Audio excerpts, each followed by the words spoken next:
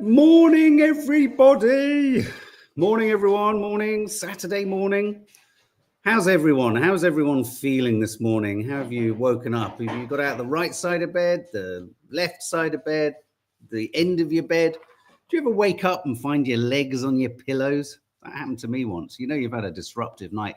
Gina is always starfishing in her bed, so she probably goes 360 degrees all the way around like a clock. Good morning, everyone. I hope you all enjoyed last night's Curly Cooks Cook Along. I'm saying it not to create FOMO, but just to say to those who were here, wasn't it fun? It really was. And the food, I cannot stress to you how tasty it was. But of course, if you no, I wasn't. I've beef stroganoff has hurtled into my top dishes of my life. So it was rather sensational. Maddie and I went completely quiet as we stuffed our faces like a pair of hogs. Anyway, morning, Faith. Morning, Andrea Liberatsky. Morning. Thank you for all of your lovely messages. It has indeed been an incredibly tumultuous week regarding parents and things like that.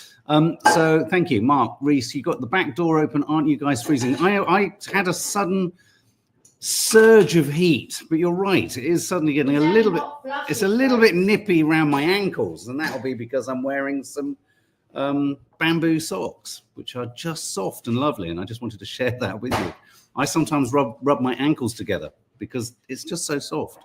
And other family members would subscribe to this bamboo fetish. Anyway, what am I talking about? Let's talk about the news. So Nadia was just saying on her live, it's freezing in Cumbria. It is pretty cold here too, actually, and my feet are getting cold. Morning, Samia. Morning, Mark makes sense. Bless you. Not necessarily about rubbing my ankles together, though. All right, we're going to talk about Gino D'Acampo, the cheeky chappy, who's, I don't know whether his accent is manufactured or not. Some of you were saying it is. I don't think we want to get into that necessarily. But he has made a sort of statement where he said, I don't really relate to these words. That's kind of what he said. He doesn't recognize the words that people are saying. But on the front of the Sun, not entirely sure how. No, it's that. It's that more than that. I've got no choice. That's all right. I don't entirely know how adored Kim Woodburn, but anyway, the front she was in I'm a Celeb with him, and it says vile, rude and abusive, but ITV covered up for Gino, says Kim Woodburn. And then when you read inside some of the revelations about him rubbing his penis and rubbing his shorts and talking to his penis, and he's clearly a man obsessed. But this is only accusations. Upset. Yeah, these are all accusations, but they're on the front of the Sun, and I'm pretty sure that these papers wouldn't. But these are accusations. As I say, he says I don't recognize his words. Doesn't recognize the words. Gino's a ghastly, full of himself little pig. Why didn't ITV do anything? Says Kim Woodburn. If you're listening to a podcast, that wasn't Nadia. She didn't say it. She's a nutter. Yeah. In a good way. I mean, Kim Woodburn is quite scary. No, but she's yeah. So, and as you can see on the page there, not only have we got Gino D'Acampo. I mean, he's constantly flashing his bits, wasn't he, and getting them out and all that kind of stuff. But there are, I mean, we went exhaustively through approximately 5 stories yesterday. And it's interesting that it is ITN News that have kind of blown the lid, if you like, on this story. But the Mirror is reporting Gino is dropped. ITV chef quietly axed from all shows after dozens of complain of crude jibes. Telly chef Gino D'Acampo has been quietly dropped by ITV chiefs over complaints of sexually inappropriate behaviour. How do we know that? All of his shows have been pulled off ITVX. Some of it, not all of them, but most of them have. ITV bosses are hoping its complaints handling unit will look at complaints individually. Lots of two other production companies have also confirmed that they too have received complaints over the. It's weird, isn't it? How after the event you hear that production companies had complaints, and nothing happened when they got the complaints. That's always sort of posthumous, isn't it? ITV bosses pull all of Chef Gino's shows over sexually inappropriate behavior. There's the now familiar shot of Philip Schofield looking like he's going to insert an NTA award up his arse, which is quite something. TV smooch on the top right, kissing Ruth Langsford, hands-on with Natasha Kopinski, unsavory enough. Well, I have to say, I don't think that jumper is pretty familiar. So yeah, but interestingly, I didn't realize, and it was drawn to my attention yesterday, that Gino D'Acampo, in a previous manifestation, had hot fingers, and he was done for stealing Paul Young, the musician's house. 80s singer Paul Young. He broke into his house, and there's so apparently this is quite well known. I didn't realize this. He stole Paul Young's guitar collection alongside a platinum disc. But when I looked into this, check this detail out, and this might speak to, I'm not saying anything, but this might speak to a certain disregard. Gino was caught after his DNA matched tests on cigarette butts that he had dropped in the star's bedroom in Mill Hill. Isn't it weird how it can be the oddest thing? That detail is so horrible. He got caught because he dropped his cigarettes, Elliot Gonzalez. But isn't that a sort of repulsive detail of total disregard? So when he says he doesn't recognize the words, I wonder if he recognized the cigarette butts. Do you know what I mean? So as we say, it's all accusations for now. It's all, but there are so many of them. I mean, and if it's just accusations, why have ITV pulled all his shows? So there must be some strength behind that. But you may have noticed on one of the pages there, the Greg Wallace probe has also started. So I think, you know, men of a certain age, Wallace probe starts. Men of a certain, it's almost like a Greg's version, as in the shop. Greg's version of #MeToo, isn't it? It's weird. So important, though. So important. Until it's proven. I mean, yeah. Just very important. Moving on to the biggest orange man, tango man on the planet, Donald Trump. Richard Littlejohn in the Daily Mail says, Donald Trump sees things others refuse to see. I don't know if he's referring to him hallucinating. He says things others refuse to say. Yes. Trump is already the most revolutionary president since Lincoln. God. And if he succeeds, the whole world wins too. I think this is a stretch of revolutionary because I think we're only look, don't get me wrong, we're only in the foothills of his radicalized change of America. Do you get me? I mean, I don't think he's even got the motor going. He hasn't been in for this is the third week. He's been in 3 weeks, 4 weeks, maybe. I think to call him revolutionary, I'd say he's a bull in a china shop. And I think he's taking a very unsubtle approach to things. I think what's really working for Trump, and I've said it many times before, I said it about his last presidency, we talked about it in the run-up to the election, his strongest hand, if you like, is his extraordinary unpredictability. And in that unpredictability, he can encourage ethnic cleansing in the Middle East, which is, no one really saw that. Actually publicise, promote it and PR it. Pardon? Ethnic cleansing. That's what I just said. No, but it was worse. No, absolutely. Bummed that he's going to the Super Bowl on Sunday, already anticipating his Truth Social criticism for Kendrick Lamar's most likely pro-black Super Bowl halftime show. It's funny you should say that. I saw that Trump was kind of, has it not happened for some years? The president gives a speech before the Super Bowl. Yeah, he's going to be there. He's going to be talking. But also, you're right. Kendrick Lamar is the stage act. Yes. When two tribes quite literally go to war at different parts of America. So I don't necessarily, you know, the complications around Trump is that he does things like he's done this week, which is absolutely fucking outrageous and reprehensible, and yet at the same time illegal and breaking international law. And we talked about it at great length yesterday.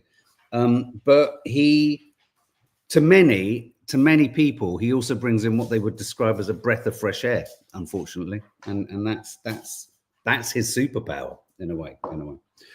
This was in the papers a lot yesterday, and it's a sad and it's a kind of complicated story. This is the Grenfell Tower is to come down after 2 years. This is Angela Rayner has decided it could come down. And this has led to a lot of anger. What do you think, guys, about the Grenfell Tower, which is obviously the tower in Latimer Road that burnt? And I think 67 or 67 to 72 people died. The government yesterday or the day before confirmed the details yesterday in the face of fierce opposition from survivors and relatives who would like the building to remain as a memorial to the 72 lives lost. It's, you know, on the one hand, I think there's the difficulties around the danger of the site. You know, is it safe to stay standing?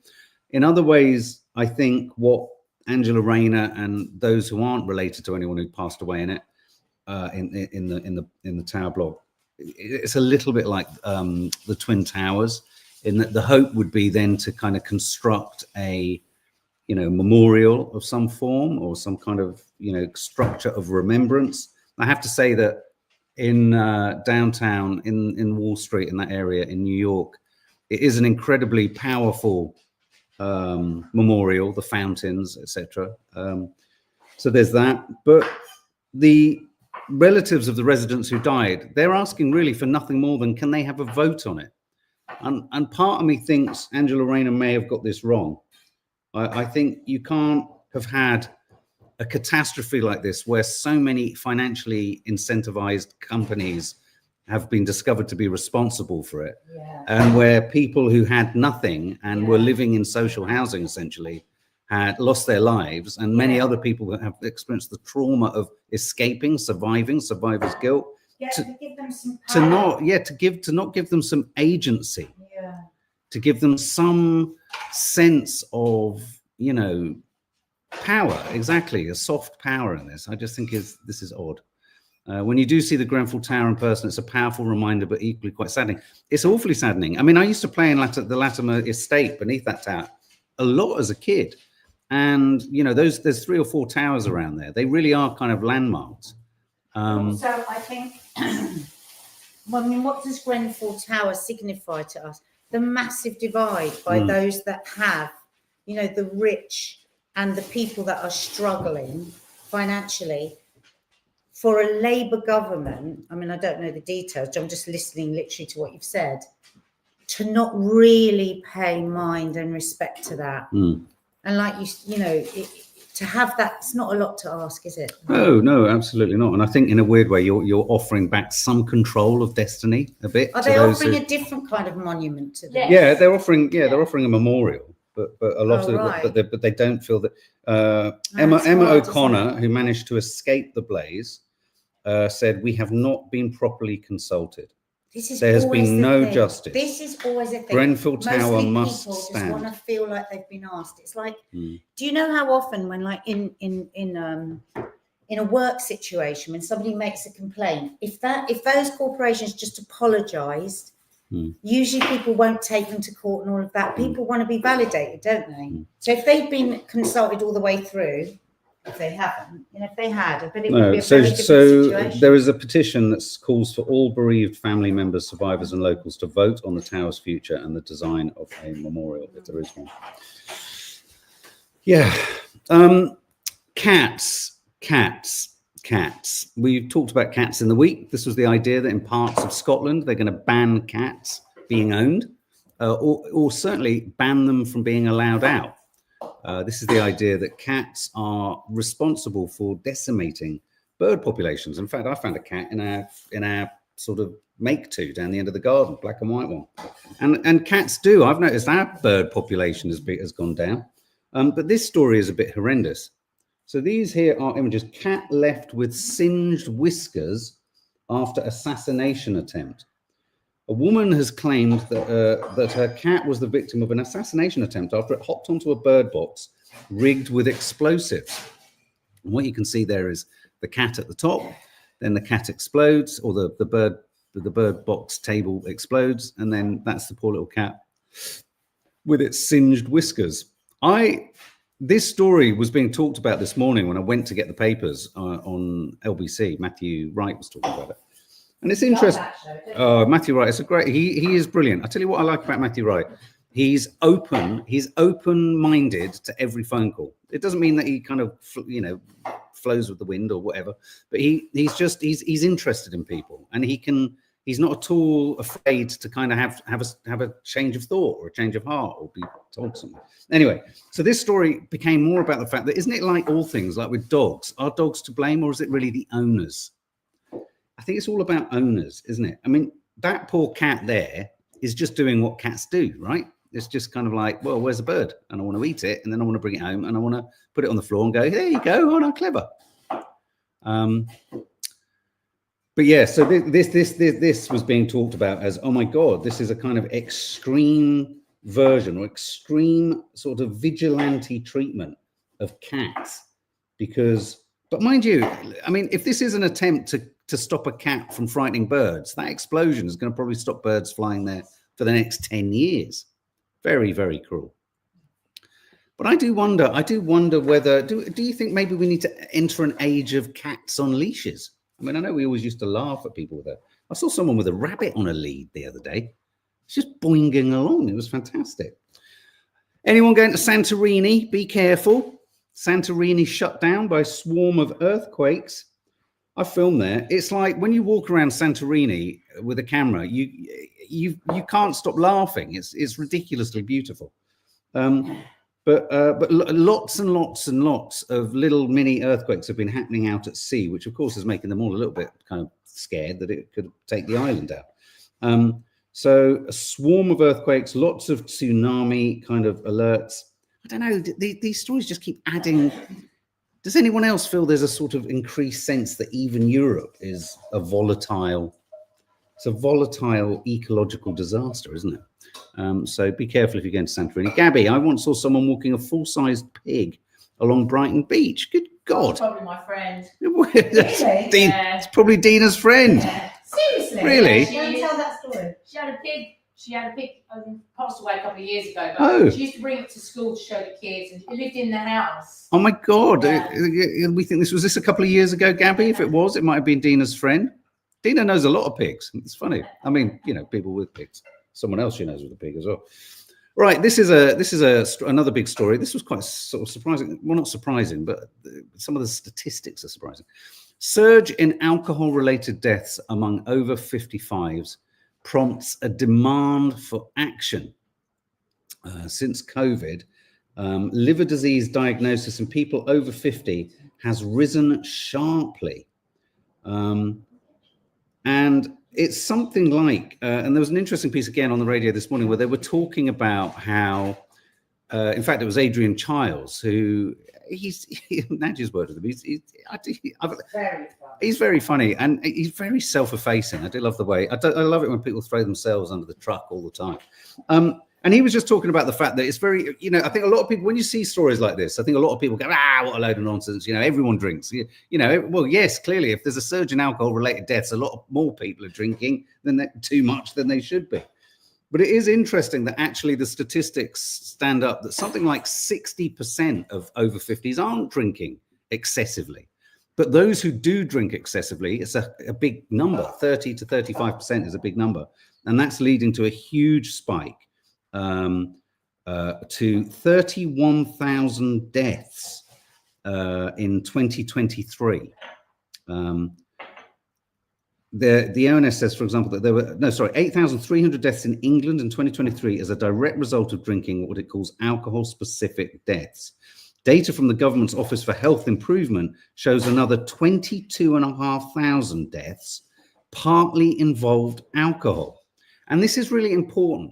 So you've got a statistic like 8,300 deaths from alcohol, and then you've got another 22,500 partly from alcohol. Isn't that interesting that they even kind of draw that distinction? But I think it's a really important distinction because I've talked a lot about, how death, you can have people who have underlying health issues. So, for example, say heart disease runs in the family, and your granddad is a great big drinker, and in his 70s or 80s he dies of a heart attack.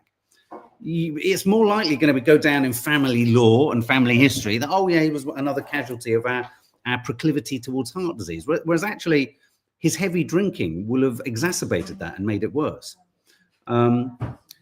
And I just think, interestingly, what Adrian Charles was saying, he was saying it's interesting how so many people, when they see stories like this, they get really kind of hot under the collar, almost driven to drink, because they're like, well, it's fine, it's not that bad. Not everyone, but everyone drinks like me. Everyone I know drinks like me, and that's usually because heavy drinkers only surround themselves with heavy drinkers. That's why most of my social circle completely vaporized at the point that I stopped drinking, because they wanted to carry on drinking. And a guy who used to drink probably the most of the lot of them, sat in the middle of them, not drinking, was too much of a challenge and too much of a, would draw their attention to themselves. And people most people don't want to be told what they're not doing right. No one likes to think they're not doing things right. I mean, and when I say right, I mean for themselves. No one wants to think they can't control their drink. Becky Fithian, younger adults drink a lot more than the old days. Well, again, I don't agree. The studies show that an increasing number of young adults are using all forms of narcotics. And interestingly, one of the statistics shows mainly because of the calorie count. I think most youngsters are more worried about the damage that alcohol can do to you than certainly things like cannabis and things like that, even though we've talked a lot about how a spliff today is the equivalent of 16 spliffs in the 70s and 80s. So it doesn't stack up. That there aren't again, when you have youngsters who drink a lot and they say, well, all of my generation drink a lot, they're youngsters who are hanging out with youngsters who drink a lot, but that isn't all youngsters. And kind of standing up that thought is this story, which is stag and hen parties swap binges for good, clean fun. And isn't it terrible how hardwired into us drinking is as part of kind of having fun? Because when I saw this, I thought, what a fucking boring stag do that would be. But why? I mean, I'm nearly 21 years sober. Why? So the statistics here are that a growing number of grooms-to-be are opting for sober stag do's. More than half of bars, clubs, and late-night venues have seen a drop in hen and stag do's. And interestingly, the statistics around the number of nightclubs and pubs closing, more and more people are not drinking. And if they do drink, they're drinking at home. Do check out Dina's recommendations. She always recommends really affordable alcohol from, places that, you go to a restaurant. It never ceases to amaze me. You go to a restaurant, you might even have a reasonably priced meal. Then you order a bottle of wine and it's 21 quid. And that's a long time ago, Mark. 20, well, there you go. You see 21 quid. Or you order a large glass of wine, it's 13 quid. Dina was saying today she goes to the O2, it's £60 a bottle. £60 a bottle. Go fuck yourselves. Sorry. I mean, it's weird. I get cross for the drinker that I used to be, but I shouldn't be. I mean, one could argue that the pricing out of all the alcohol is one of the main reasons people aren't drinking. Is that a good thing? Is that the way to do it? I don't know. This might excite Nadia and Dina because they're big mushroom fans. There's not enough shroom. I cut the mushrooms. She's cutting mushrooms. Marks and Spencer's hope that its new anti-stress mushroom drink. Oh yes, I saw that. Will give shoppers a bit of a buzz. What are they trying to say? That there's the magic. Is there a bit of psilocybin? What's it called? The psilocybin. No, that's psilocybin. What's someone write now? If you can write the word quickly, that is the psychoactive component of mushrooms, we'll send you a card. We won't send you mushrooms. Psychoflabalabulin, or whatever it is. Customers know and love it for its cardigans, underwear, and meal deals, but Marks and Spencer's is soon going to be known for stress-relieving mushroom drinks. Their new range of drinks contain mushrooms that will include lion's mane latte and reishi. Is it reishi? Reishi's the one that everyone should take. Reishi shots. Oh my God, I think I've found a new addiction. And I haven't even had it. It's next to all the Lucasade and lemonade on the soft drink shop. What it does? Oh, Tiggy, send your address to Michelle. Psilocybin. Is that it? Psilocybin. It's such a fucking annoying word. Psilocybin. Psilocybin. Do you think one day, I mean, I'm not advocating that we all get high, but do you think one day there might be a rule or there might be something that's not addictive, so therefore you, as an addict, you're not in danger, that you drink, say, like you buy at Marks and Spencer's, and when you drink it, you feel great about everything? Why can't someone put all their effort and money and research into something that makes you feel elated but isn't addictive.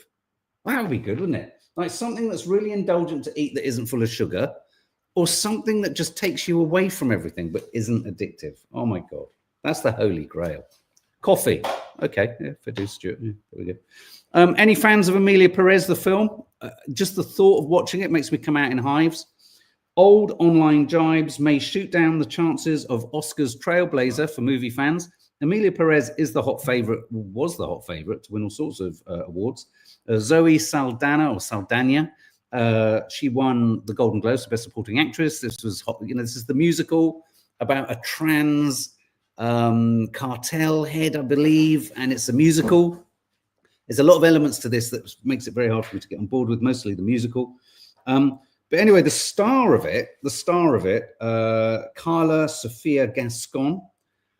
Historic tweets have appeared. Oh dear! So she was up for an Oscar. She could have won, and it's been nominated for 14 Oscars.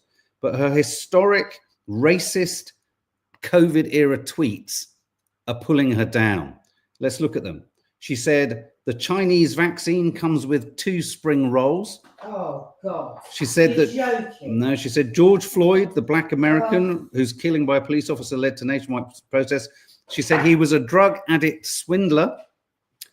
She wrote, this is the star of Emilia Perez, who she's jeopardized the film's Oscar hopes. Oh, She also wrote that Islam was a hotbed of infection for humanity. oh nice.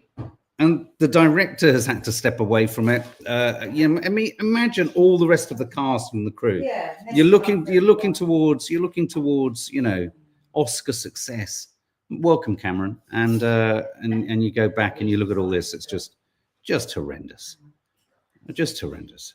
But has anyone seen it and enjoyed it? I literally can't bring myself to spend 2 hours wading through it. If I'm honest, I know I should. I'm going to watch Bridget Jones for you all. The Oscars might actually be interesting then. Alison Bob, that's a good point, because it's like, who's going to sit down and want to watch them all winning for a film that I can be bothered to watch? Do you know what I mean? It's terrible. Sometimes you do, even as a film reviewer, have to make choices. Frightened women are carrying knives, and for anyone who knows the nature of knife crime, this is both, on the one hand, kind of understandable, but on the other hand, potentially really damaging.